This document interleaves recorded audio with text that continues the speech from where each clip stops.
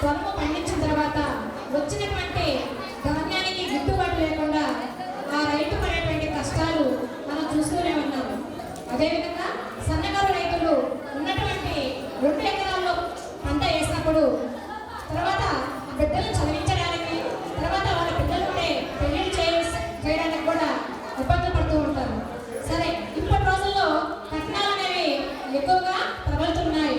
ఉన్నటువంటి 2 ఎకరాలు బిడ్డకి ఇచ్చినప్పుడు కూడా అక్కడ ఉన్నటువంటి అత్తగారింట్లో ఆ బిడ్డ ఎన్నో సమస్యలు ఎదుర్కొంటూ ఉంది. అదే ఈ రైతు సమస్య, రైతు యొక్క స్థితిలో మనము తెలుసుకుంటున్నాము. అయితే పేదరికంలో పుట్టడము మనకు తెలియనటువంటిది. మనం ఎటువంటి పాపం చేసుకోకుండానే పేదరికంలో జన్మిస్తుంటాము. పేదరికంలో పుట్టిన తర్వాత కూడా మనకి లైఫ్ వచ్చిన తర్వాత మనం కష్టించి విజయాన్ని